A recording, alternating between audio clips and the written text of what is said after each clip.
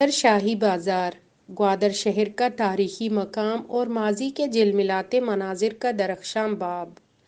अस्सलाम वालेकुम, आप देख रहे हैं एडी एक्सप्लोरिंग क्लिक्स। आज का हमारा टॉपिक है ग्वादर शाही बाजार।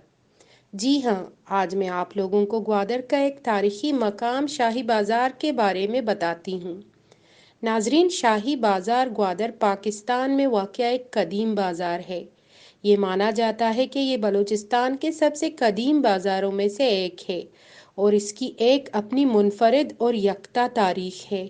इस बाज़ार की इमारतें और इनकी तर्ज तामीर उसके माजी की तरफ इशारा करती हैं, जिसमें ओमानी असरात और झलक नुमायां हैं। शाही बाज़ार ग्वादर सकाफती विरसा से मालामाल है और रिवायात की दिलकश रंगों और उमंगों से धनी है। ग्वादर के मशरकी साहिल पर वाक़या शाही बाज़ार, जो कि जाज़िब नज़र और मरकज़ हुस्न हुआ करता था, अब तो बस वीरान शुदा घरों, टूटे हुए लकड़ी के बरामदों, बंद दुकानें, टूटी हुई दीवारों की अक्कासी करता है, जहाँ से चंद लोग चलते हुए इन सुनसान गलियों से गुजरते हुए नज़र आते हैं। इसके अलावा तकरीबन पूरे बाज़ार में खामोशी है। एक तो ये सोचता है कि क्या ये अब भी एक बाज़ार है।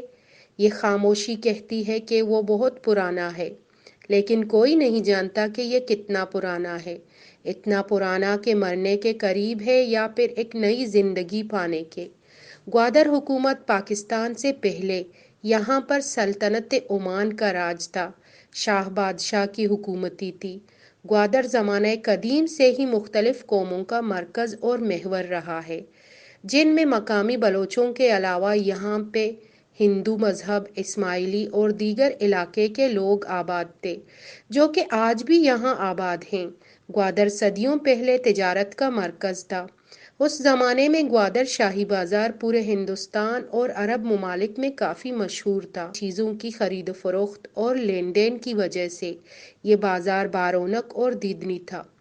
लोग दूर दराज से कारोबार या सियाहत की गर्ज से शाही बाजार आते थे, लेकिन वो ताज्जुब करते हैं कि ये शाही बाजार हमेशा से शाही बाजार नहीं था। इसका शुरू में कोई नाम ही नहीं था, या बस एक आम नाम ग्वादर बाजार यानी ग्वादर का बाजार था। 1970 के दिहाई में मुस्लिम कमर्शियल बैंक ने अपनी एक शाख बाजार के किनारे खोली, जिसके बोर्ड पर MCB शाही बाजार शाख लिखा था। उस वक्त से इसे शाही बाजार के नाम से जाना जाता है। कोई भी नहीं जानता था, ना ही कोई ग्वादरी यकीनी तौर पर कहता है कि ये बाजार कितना पुराना है, लेकिन हर एक ग्वादरी इस बात पर मुतमईन है कि शाही बाजार मकरान डिवीजन के सबसे पुराने बाजारों में से एक है, जिसमें तीनों जिले ग्वादर, केच और पंजगुर शामिल। लेकिन बहुत से लोग ये भी मानते हैं कि ये बलूचिस्तान के सबसे पुराने बाजारों में से एक है और पिछली कई सदियों से एक क्लासिक ग्वादरी अवामी जगह की हैसियत रखता है।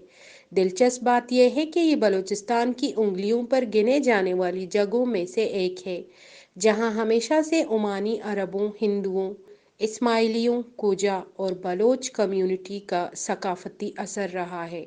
इन तमाम लोगों ने मुख्तलिफ खाने और खूबसूरत तामीरात को जन्म दिया, जो आज तक कड़ी हैं। हाँ, ये बात सच है कि उनमें से कुछ अब बहुत ख़राब हालत में हैं। शाही बाजार ग्वादर में जब कोई दाखिल होता है तो इसके इब्तिदा में आगा खान स्कूल आता है, जो कि एक ज़माने में इस ग्वादर में मयारी और काबिल सताइश तालीम का मरकज़ था, जो कुछ साल बाद कई वजूहात की बिना पर बंद हो गया था और अब प्राइमरी स्कूल की हैसियत से ग्वादर सिटी स्कूल के नाम से जाना जाता है। इस स्कूल की इमारत और फ़न तामीर आज भी हैरत अंगेज़ तौर पर दिलकश है। दुनिया के बेशतर बाजार जगह के लिहाज से वसी होते हैं, लेकिन ग्वादर का शाही बाजार एक तंग गली के सरे से शुरू होता है, जिसके जो दोनों जानब तिजारती इमारतें हैं। अक्सर दो मंजिला लकड़ी की बनी हुई और कंक्रीट ईंटों और मिट्टी से बनी हुई एक पुराने गोल किला और एक लंबी मुरब्बी शक्ल का किला, जो ओमानी तामीरात शे की नुमाइंदगी करता है। एक मुरब्बी शक्ल का ओमानी किला, जिसे कुछ लोग पुर्तगाली किला भी कहते हैं, और इस्माइलियों की इबादतगाह, जमायत खाना और उनके वीरान घरों, बालकनियों, जिनकी लकड़ी की अहाता بازار میں کھلتی ہیں۔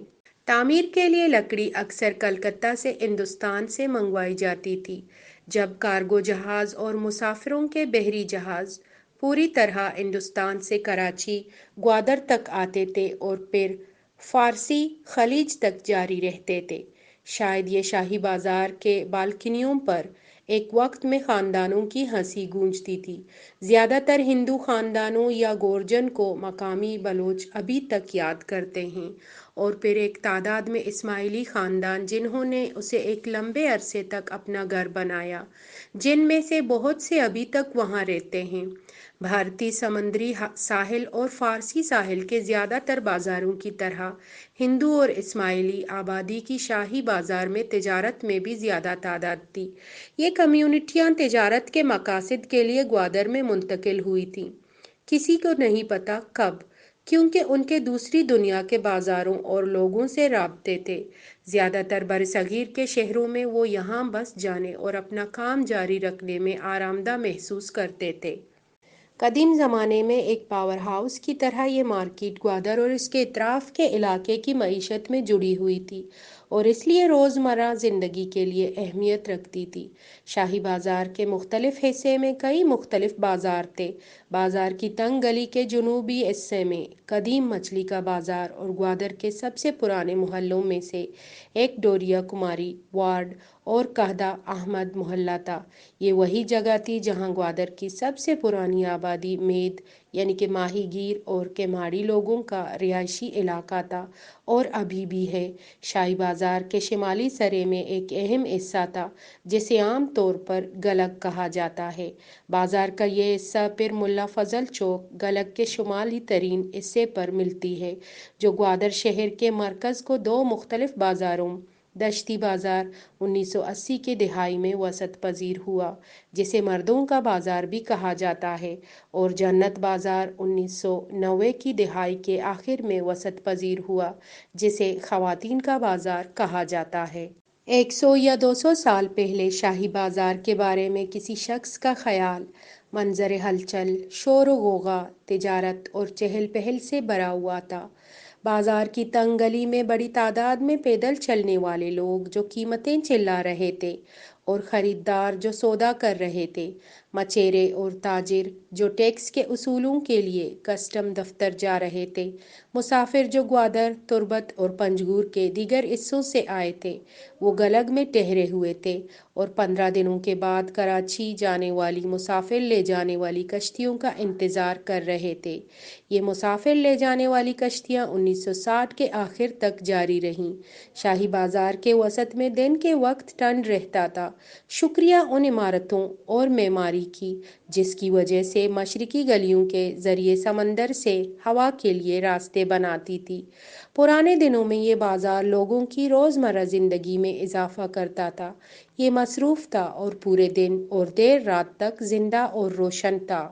یہاں تک کہ کئی برس پہلے بھی بازار میں کم از کم 7-8 ہوٹل یا ڈھابے تھے جو کھانا اور چائے کی سہولت فراہم کرتے تھے۔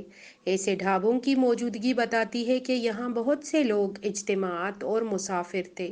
پرانے دنوں میں دیگر علاقوں کے مسافر اور تاجر ان ڈھابوں میں ٹھہرتے تھے جہاں چارپائیاں ہوتی تھیں، جبکہ مقامی لوگ چائے اور ملنے جلنے کے لیے آتے تھے۔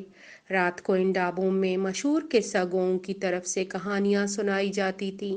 باہر گلیوں میں تیل کے مدھم دیے روشن تھے تو گھروں کے اندر قندیل کی روشنی پھیل چکی تھی۔ تیل کے یہ مدھم دیے جو گلیوں میں جل رہے تھے اکثر پیٹرومیکس لوفٹ لائٹس ہوتی تھیں جو کھمبوں پر لٹکی ہوتی تھیں، اور ہر شام جب تاریکی چھا جاتی تو والی عمان، حاکم گوادر کی طرف سے مقرر کردہ مقامی حکومت کا ایک ملازم ان لائٹوں کو شاہی بازار میں مٹی کے تیل سے بھرتا۔ انہیں نیچے اتارنے اور پھر تیل ڈالنے کے بعد کھمبے کے اوپر واپس اٹھانے کے لیے ایک ڈوری ہوتی تھی۔ یہ لائٹیں آخری بار 1960 میں دیکھی گئی تھیں۔ آج کل جب شہر میں کچھ بجلی ہوتی ہے تو یہ بازار رات کو مکمل طور پر اندھیرے میں ڈھل جاتا ہے۔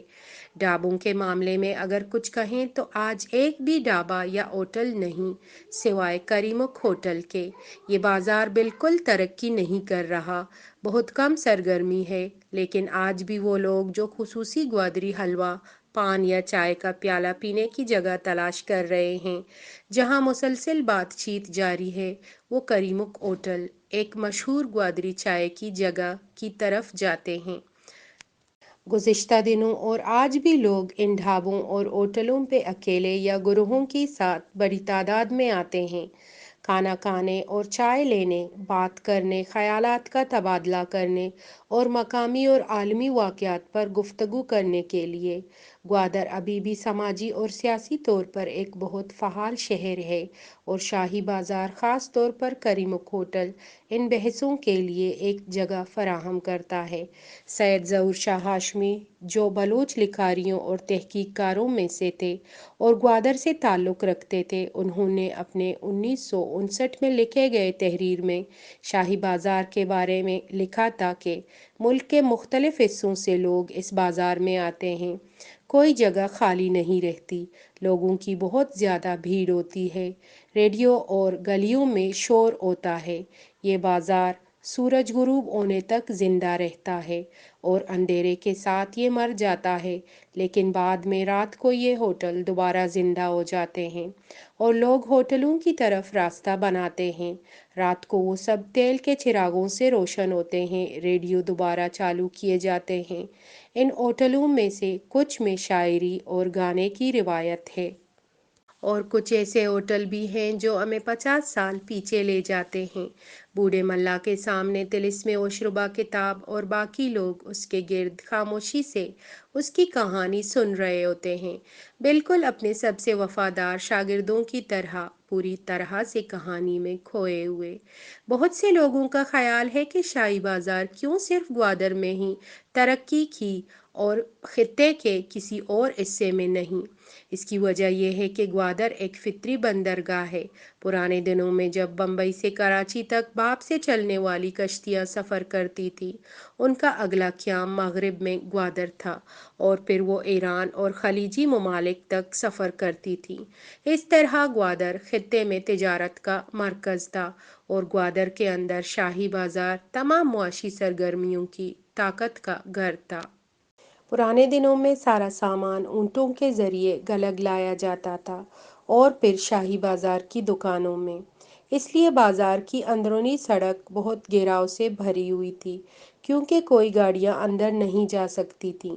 مکران میں سڑکوں کی بنیاد اور کراچی کے ساتھ سڑکی رابطے کی ترقی کے ساتھ مال اور سامان کے تبادلے کے ذرائع ان کا طریقہ بدل گیا اور اس کے ساتھ شاہی بازار کی دکانیں کم مقبول ہو گئیں کیونکہ کوئی جہاز سامان یا مسافروں کے ساتھ مشرقی ساحل پر نہیں آتے تھے اور ٹرکوں اور دیگر بڑی گاڑیوں سے بازار میں مال لانا تقریباً ناممکن ہو گیا تھا۔ اس لیے بازار شمال کی طرف گلگ کی طرف پھیلا اور دشتی اور جنت مارکیٹ کی طرف راہ بنائی۔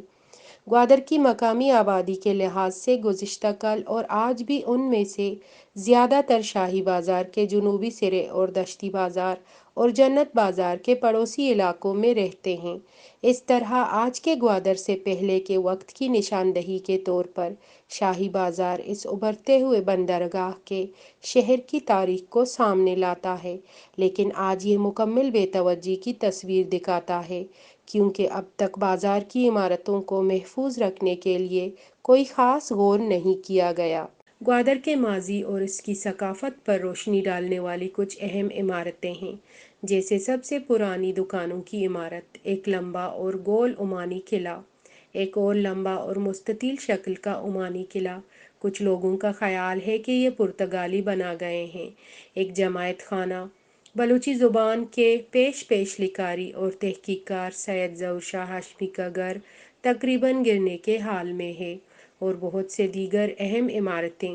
یہ نہ صرف تاریخ کی حفاظت کرتی ہیں بلکہ موجودہ دور سے رابطہ قائم کرتی ہیں اور انہیں اہم سیاحتی جذبات بنانے کے لیے محفوظ کیا جا سکتا ہے۔ لیکن گوادر شاہی بازار میں صرف چند دکانوں کا ٹمٹماتا دیا اپنی آخری سانسیں لے رہا ہے، جن میں زیادہ تر دکانیں بند، ٹوٹی اور گرنے کے قریب ہیں، جن میں کچھ سال پہلے ملا شعبان کا دکان سال میں ایک بار کھلتی تھی، جہاں لوگ افطاری کے لیے دودھ خریدنے آتے تھے۔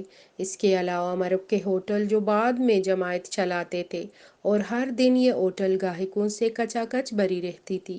ٹی وی اور فلمیں دیکھنے کے لیے لوگ آیا کرتے تھے۔ ہوٹل کے عین سامنے ماما ابراہیم کے پان کی دکان، جو کہ اب تک کھلی ہے اور چل رہی ہے، ذرا آگے تاج محمد کے استری کی دکان تھی اور اس کے عقب میں علی محمد کھوجا کی دکان ہوا کرتی تھی، جہاں پان اور دیگر اشیاء خورد و نوش ملتی تھی۔ ٹھیک کونے میں مید کھوجا کی دکان ہوا کرتی تھی۔ عاشق علی کھوجا کی جنرل اسٹور اور تنگ گلیوں میں گزر کر کچھ سال پہلے فدا حسین پکوڑا والا کی دکان تھی، جہاں پکوڑے، سموسے معطل شام کے وقت ملا کرتی تھیں۔ پھر آگے ماسٹر عبدالمجید ان کی دکان تھی۔ اس دکان پہ بچے کھلونے، کھانے کی چیزیں اور پتنگ خریدنے آتے تھے۔ کسی زمانے میں اجی بنگالی کی دکان بھی شاہی بازار کا رونق ہوا کرتی تھی، لیکن اب گوادر شاہی بازار میں صرف چند ایسی قیمتی مقام رہ گئے ہیں جو اس بازار کی زیب و زینت ہیں، جن میں ماما ابراہیم پان ہاؤس، مراد کھوجا بیکری، خدا بخش حلوائی کی دکان، کریمک ہوٹل اور ملا علی سموسے والے کا دکان قابل ذکر ہیں۔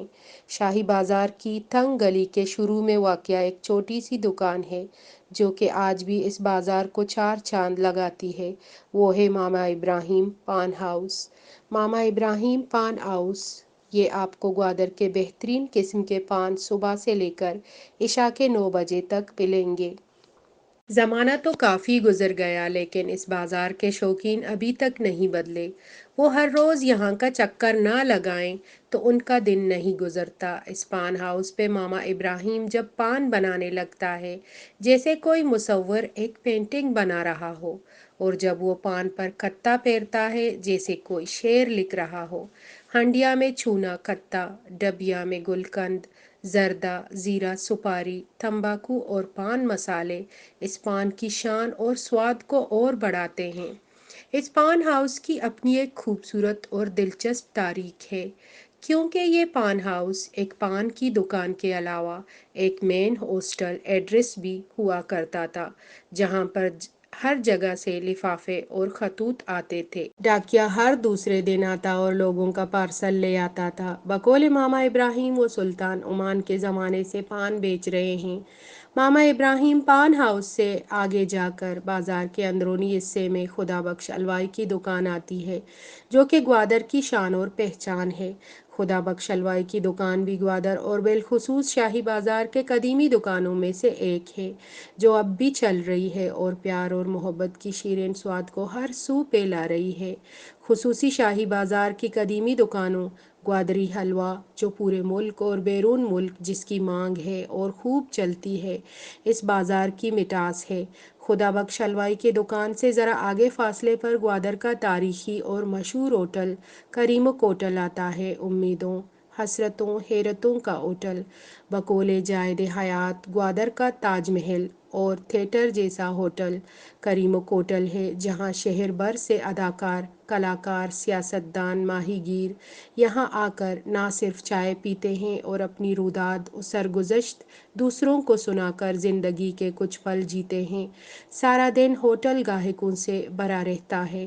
اس ہوٹل پہ آئے بغیر کئی لوگوں کا دن نہیں گزرتا، وقت نہیں کٹتا، وہ اس ہوٹل کے بغیر ادھورے ہیں۔ کریمک ہوٹل کی اپنی ایک ساخت ہے، اس کی خوبصورتی اس کی سادگی میں ہے، کوئی اضافی بناوٹی سجاوٹ نہیں۔ عارضی نقش و نگار نہیں، رمضان کے مہینے میں یہاں افطاری کے 1.5-2 گھنٹے تک رونق لگی رہتی ہے اور پھر زیادہ تر لوگ مسجدوں میں نماز تراویح ادا کرنے جاتے ہیں۔ آج کی ضروریات کے مطابق یہ واضح ہے کہ شاہی بازار اب اس طرح سے ایک معاشی مرکز نہیں رہ سکتا جیسا کہ وہ پہلی صدیوں میں تھا۔ مکمل تجدید کے ساتھ مگر حقیقی ساخت، تعمیرات اور سہولیات میں کم سے کم تبدیلیوں کے ساتھ یہ جگہ ایک خوبصورت تاریخی ورثہ اور دنیا بھر کے سیاحوں اور مسافروں کے توجہ کا مرکز اور اہم سیاحتی مقام میں تبدیل ہو سکتی ہے۔ اسے عمان کے مترا اور زنجبار کے پرانے بازاروں کی طرح بھی بنایا جا سکتا ہے۔ ان دونوں پرانے بازاروں کی طرح گوادر کا شاہی بازار گوادری یا بلوچ ثقافتی صنعتیں، کاریگری، مقامی کھانے، تاریخی مقامات اور عوامی شعور کے لیے ایک مارکیٹ بن سکتی ہے۔ گوادر کے شاہی بازار میں پرانی عمارتیں، 2 قدیم قلعے، پرانے مکان اور بہت کچھ انتہائی نمایاں تاریخی اثاثے ہیں جو ہمارے ماضی کو موجودہ دور سے جوڑتے ہیں۔ انہیں یونیسکو کی عالمی ورثہ فہرست میں شامل کرنے کی ضرورت ہے۔ اسی طرح ان عمارتوں کو فوری تحفظ کے لیے ایک قومی عہد بھی ضروری ہے۔ ان قیمتی عمارتوں کو مزید نقصان سے بچانے، ان سے مزید تاریخی تفصیلات حاصل کرنے اور سیاحوں کی دلچسپی اور عوامی شعور کے لیے ان کی حفاظت کی بھی ضرورت ہے۔